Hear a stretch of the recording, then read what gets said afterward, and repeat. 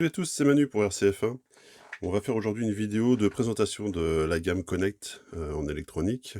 Donc on va regarder ensemble cerveau, moteur et batterie Connect qui seront utilisés pour nos F1. Donc c'est l'électronique qui nous a servi pour faire les tests de la Charisma CRF1 notamment. Donc j'ai utilisé tout au long du test. Donc cette électronique m'a été prêtée par iModel qui nous sert de partenariat pour cette vidéo. Donc on va revenir ensemble un petit peu sur ces 3 éléments de la Game Connect, et puis je vous présenterai un petit peu plus tard aussi également l'ESC de chez Hobbywing, le Xeron XR10 Pro. On fera un petit point là-dessus également ensemble. Voilà, donc d'abord on va s'attacher donc à cette Game Connect.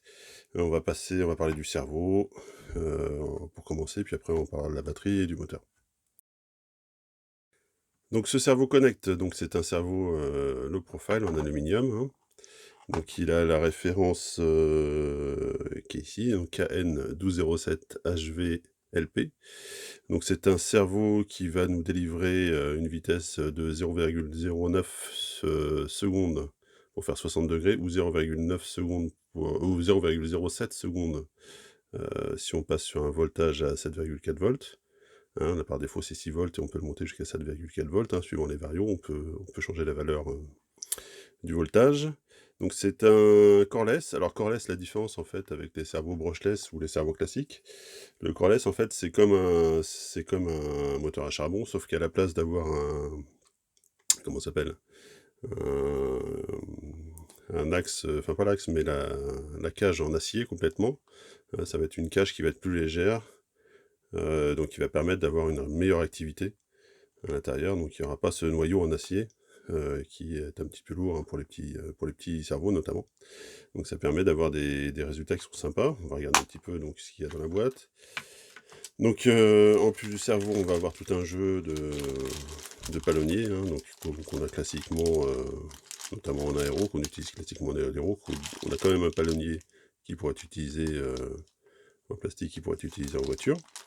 Et puis on a deux petits supports en plastique qui viennent protéger les pattes du cerveau. Donc le cerveau, lui, donc, est full alu, on l'a dit tout à l'heure. Donc c'est un 12 kg, hein, donc vraiment orienté compétition, hein.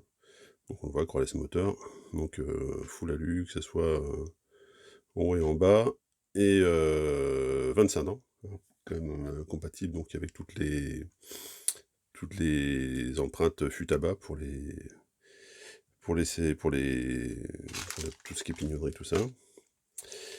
Donc voilà, donc on voit la référence ici. Ce qui est intéressant donc avec ce cerveau, donc c'est qu'il est à la fois costaud et à la fois rapide. Je vous laisse quelques images, hein, de tests que j'ai pu faire, notamment de tests de rapidité avec la Charisma. Ce qui est intéressant, c'est par exemple qu'on voit qu'il a quand même une bonne définition, hein, il est assez rapide. Et puis le test que moi j'aime bien faire avec les cerveaux, c'est de laisser par exemple mettre leur sort à fond sur la direction et de le relâcher, et comme ça leur sort revient. Et on voit tout de suite si le cerveau il a assez de définition, s'il fait le même mouvement, ce petit mouvement de va-et-vient, là, ça veut dire que quand même il est vachement précis. Donc ça c'est top. Donc c'est un cerveau qui répond bien. On le trouve aux alentours des 80 €, hein, sur le site d'Imodel, où on va le trouver également chez les partenaires d'Imodel. Donc voilà, c'est vraiment un joli cerveau, une belle finition. Ça c'est top. Donc maintenant la batterie Connect, donc c'est une batterie LiPo en 2S. On le voit sur la boîte, donc sensé de décharge maximum, c'est une 5000 mAh. C'est un peu tout ce qu'on a dans la boîte, hein. Hop, voilà, donc on va regarder un petit peu dedans. Donc dedans on va retrouver petite prise de charge avec un équilibreur, une petite prise d'utilisation en T-DIN. Donc voilà, ça c'est cool d'avoir ça dedans. Et puis la batterie en elle-même. Voilà, donc c'est la Connect 5000. Donc c'est du PK de 4 mm. Donc assez classique, hein, avec ce qui se fait. 7,4 volts, c'est du 2S2P. Voilà, donc rien de spécial sur cette batterie. Une batterie qui marche pas mal, qui délivre ce qu'il faut, hein. Donc en sensé, c'est quand même relativement confortable pour faire de la compétition. On va regarder le poids, elle est donnée pour, 210 grammes, donc on va regarder, j'ai pas du tout testé le prix, j'ai pris la balance rapidement là tout à l'heure. Alors on va regarder combien elle est. Ah bah 210 grammes pile, c'est nickel, donc 210 grammes, c'est moyen, hein, c'est ce qui se fait de moyennement dans ces capacités-là. Donc il y a pas grand-chose à en dire. Celle-là, elle a fait une, vingtaine, trentaine de packs, elle est parfaitement plate, donc pas de problème de gonflage. Juste un petit point rapide, hein, pour ceux qui n'ont pas l'habitude d'utiliser les lipos.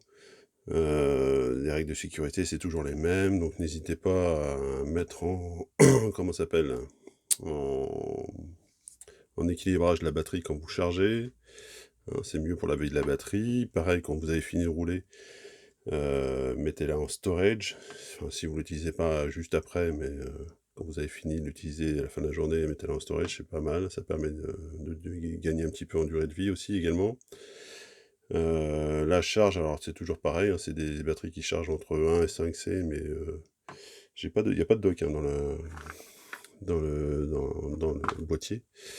Moi généralement je charge à 1C, voire maximum 2C, hein, sur ce genre de batteries. Ce sont pas non plus des batteries, ultra haute compétition qui peuvent encaisser non plus trop de charge.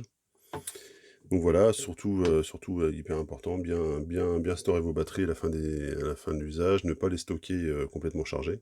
Surtout si vous les laissez pendant un petit bon moment en stock. C'est pas bon du tout, hein, de les laisser soit chargés, soit complètement déchargés. Hein, il faut rouler un petit peu avec. Si l'équilibrage est pas fait, si la version storage est pas exactement, par exemple, je sais plus combien c'est, 760, c'est pas grave, hein, si elle est à 8 volts ou 770 ou 780, c'est pas très grave. L'important, c'est qu'elle soit pas stockée chargée. Voilà ce qu'on peut dire. Donc ça, cette batterie Connect, ça marche très très bien. Pas de souci là-dessus. On va regarder maintenant le moteur. Donc voilà, le moteur K1 Elite de chez Connect, donc c'est comme l'exige le règlement FVRC, c'est un 21.5, hein, donc orienté compétition. Donc c'est classiquement un moteur brushless dans la gamme, dans les qualités qui se font maintenant sur le marché. C'est vraiment, je trouve que les moteurs ont pris sont montés un petit peu en gamme là, ces derniers temps. On va regarder un petit peu ce qu'il y a dans la boîte. Et donc c'est le cas de ce connect-là qui est vraiment sympa. Donc dans la boîte, à part le moteur, il y a un câble sensor, qui est assez long, qui doit faire 12-13 cm, quelque chose comme ça. Donc qui va nickel, hein, sur la F1, entre la prise de SC et le moteur, il y a juste la place qu'il faut. Donc le moteur en lui-même, donc ce moteur Connect, donc full alu, ce qui est pas mal, donc on le voit là par exemple. Je sais pas, je vais faire le point ici, vous allez peut-être mieux le voir, voilà. Sur la cage, en fait, en plus du gravage ici 21.5, on l'a également sur la cage, donc ça permet de contrôler facilement, hein, si s'il n'y a pas de triche par exemple. Donc ça c'est cool. On sait directement que c'est un vrai 21.5. Le moteur, lui, quant à lui, il a une super finition, hein, donc ce rouge doré là, rouge or, je sais pas comment on dit, ou rose gold, enfin je sais pas exactement, non c'est un peu plus foncé que rose gold. Ouais, c'est quasiment du rouge. Donc voilà, 21.5, donné en stock. Alors il est donné pour 2300 kV, hein, en sortie de boîte en 2S. Ça donne pas mal. Donc nous on a pu faire les tests, alors un petit peu frotté malheureusement, sur la Charisma, parce que la Charisma est quand même pas très protégée en dessous du châssis. On a dessus, je vais vous revenir un petit peu après sur les tests, hein. Je finis juste la présentation. On a dessus deux prises pour les sensors. Alors pas qu'on peut mettre des sensors, mais ça vous permet de positionner la prise vraiment idéalement sur votre installation électronique. Donc soit par-dessus, soit par le côté, ça c'est pas mal. Et puis on a un réglage donc de timing, donc de 0 à 60 degrés. Donc vous avez vu, là je suis à peine à 50 degrés, là je suis ouais, quasiment pile à 50 degrés. C'est le réglage que j'ai utilisé, hein, pour rouler. Au-dessus, ça chauffait un peu trop, et puis en dessous, ça manquait un petit peu de pêche. Donc c'est le bon réglage à 50-52 degrés, c'est ce qui préconise en général pour ce type de moteur. Donc justement, on a pu le tester en F1 avec également la Charisma. Donc j'ai roulé sur la piste de MSN avec deux autres collègues. Donc un qui était en Reedy, pareil 21.5 et l'autre qui était avec le Hobbywing, le dernier Hobbywing G3. D'accord, donc pas la version Pro, mais la version G3 normale, et on arrive à peu près dans exactement les... Enfin, pas à peu près d'ailleurs, c'est exactement les mêmes performances hein, pour les trois moteurs. Donc ça donne un moteur qui est vraiment bien placé pour le milieu de gamme, qui se trouve aux alentours des 80 € je crois, hein, sur le marché. Donc il va pas être au top hein, au niveau dans la catégorie des moteurs de compétition. Voilà, forcément les moteurs de compétition haut de gamme, ça va jouer plus à 115-120 €. Là à 80 €, on a un bon rapport qualité-prix, quelque chose qui est très honnête, avec une bonne aimantation. Hein, le moteur est très très aimanté, donc ça donne une vitesse de pointe qui est très correcte, qui manque un tout petit peu de couple à mon goût, mais c'est vraiment pas grand chose. Si vous faites de la F1, on va dire loisir plus, orienté début de compétition, c'est vraiment pas mal, hein. Je dirais peut-être pas chercher les derniers dixièmes, mais c'est un petit moteur qui se vaut. On va regarder vite fait le poids du moteur, comme ça vous aurez toutes les infos. Alors, on recherche ça, ma balance. Hop, donc le moteur seul, on arrive à 154 grammes. Donc c'est classique hein, dans ce qui se fait sur le marché. C'est pas aussi léger que le Hobbywing, qui doit être lui dans les alentours des 140. Mais c'est pas mal. Donc voilà, bon petit moteur qui fait bien son office. Ça mériterait un tout petit peu plus de patates, mais franchement pour le prix ça fait très très bien l'affaire. Voilà, donc on va s'arrêter là, donc cette présentation des produits Connect. Donc je vous rappelle, ils sont disponibles sur le site iModel. Hop, je vais essayer de faire le focus, ça sera mieux. Voilà, sur le site iModel, donc iModel.fr, ou chez les revendeurs, hein, classiquement, de la gamme Connect.